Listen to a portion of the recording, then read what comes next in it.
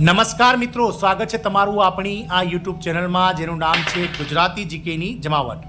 મિત્રો, આજના વિડીયોમાં વાત કરીશું ગુજરાત રાજ્ય સરકારના 4.63 લાખ જેટલા કાર્યરત ગુજરાત રાજ્ય સેવા અને પંચાયત સેવા પસંદગી બોર્ડના જે કર્મચારીઓ છે અને સાથે જ મિત્રો 7 લાખ કરતાં વધારે જે પંચાયત ગુજરાત રાજ્ય હસ્તગતના જે મિત્રો બોર્ડ નિગમના જે કર્મચારીઓ છે તેમના માટે સરકાર દ્વારા અતિ મહત્વનો પરિપત્ર જાહેર કરવામાં આવે છે.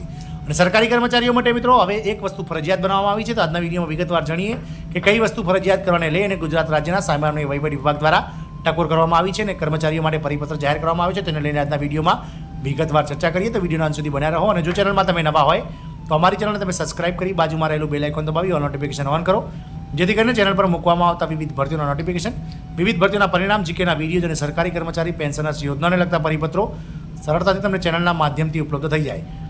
તો સરકારી કર્મચારીઓ માટે હવે હેલ્મેટ ફરજિયાત કરવામાં આવી છે. ઉલ્લંઘન પર દંડ કરવાની સાથે લાયસન્સ રદ કરવાની જે છે તેમને તો સજા કરવામાં આવશે. ગુજરાત હાઈકોર્ટે સરકારી કર્મચારીઓ માટે હેલ્મેટ પહેરવાનું ફરજિયાત બનાવવા અંગે મહત્વપૂર્ણ નિર્દેશ આપ્યો છે. હાઈકોર્ટે સમક્ષ એડવોકેટ જનરલે જણાવ્યું હતું કે સરકાર આ અંગે ટૂંક સમયમાં સત્તાવાર સૂચના જાહેર કરશે.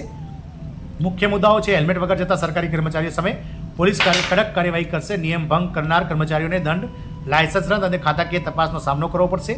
ચીફ જસ્ટિસે કર્મચારીઓને રોકી રાખવાની સૂચના આપી જેથી તેમને સમય અને કાયદાનું ભાન થાય.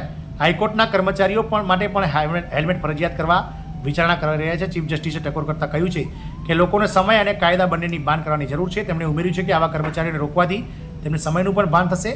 આ નિર્ણય માત્ર સરકારી કર્મચારીઓ પૂરતો સીમિત નથી. ગુજરાત હાઈકોર્ટમાં કામ કરતા કર્મચારીઓ માટે પણ હેલ્મેટ ફરજિયાત કરવા અંગે સરકાર સર્ક્યુલર બહાર પાડવાની વિચારણા ચાલી રહી છે.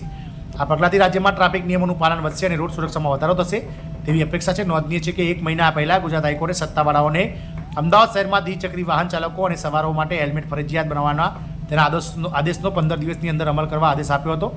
ચીફ જસ્ટિસ સુનિતા અગ્રવાલ અને જસ્ટિસ પ્રવીણ ત્રિવેદીની ડિવિઝન બેન્ચે પણ અવલોકન કર્યું હતું કે શહેરમાં રોડ ટ્રાફિક એ મુખ્ય મુદ્દો છે જેની કાળજી લેવાની જરૂર છે અને તેના સંચાલન માટે સર્વગ્રાહી અભિગમની જરૂર છે. કોર્ટે નાગરિક સત્તાવાળાને રોંગ સાઇડમાં ડ્રાઇવિંગ કરતા લોકોને રોકવા માટે પગલાં લેવાનો નિર્દેશ આપ્યો છે. કોર્ટે અધિકારીઓને સર્વેક્ષણ દ્વારા આવા સ્થળોની ઓળખ કર્યા પછી અકસ્માત અને ઉચ્ચ અકસ્માત વિસ્તારોના બોર્ડ લગાવવા જણાવ્યું હતું. હાઈકોર્ટે કહ્યું હતું કે 2 વ્હીલર અને સવારો દ્વારા હેલ્મેટ પહેરવાની આ ફરજિયાત શરતને લાગુ કરવા માટે અમે તમને 15 દિવસનો સમય આપી રહ્યા છીએ. અમદાવાદ મ્યુનિસિપલ કોર્પોરેશન દ્વારા ફ્લાયઓવરના બાંધકામ અંગેની જાહેર હિતની અરજીની સુનાવણી દરમિયાન ડિવિઝન બેન્ચે આ નિર્દેશ જારી કર્યો હતો, જેમાં અરજદારે જણાવ્યું હતું કે આનાથી ટ્રાફિક જામ અને અકસ્માતની સમસ્યાઓ વધશે અને આ વિસ્તારમાં ગ્રીન કવર પણ ઘટશે. કોર્ટે ગુજરાતના કોમર્શિયલ હબમાં વાહનોની અવરજવર સંચાલન અને ટ્રાફિક પોલીસ વિભાગમાં ખાલી જગ્યાઓ ભરવાના પાસાઓ ઉમેરીને PILનો વ્યાપ વધાર્યો છે.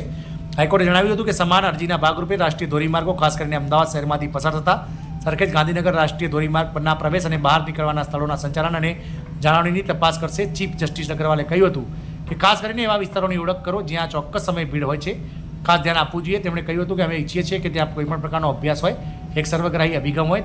અમે પરિસ્થિતિ વાકેફ છીએ કે ટ્રાફિક એક મુખ્ય મુદ્દો છે જેની ભવિષ્ય માટે પણ કાળજી લેવાની જરૂર છે અને તે AMC છે તેનું કામ કરવાનું છે. મિત્રો, આમ ગુજરાત સરકારના કર્મચારીઓ માટે હેલ્મેટ ફરજિયાત બનાવવાનો કાયદો આગામી સમયમાં ઓફિશિયલ ગુજરાત રાજ્ય સામાન્ય વહીવટી વિભાગ દ્વારા પરિપત્ર બહાર પાડીને કરવામાં આવશે. જય હિન્દ, અસ્તુ.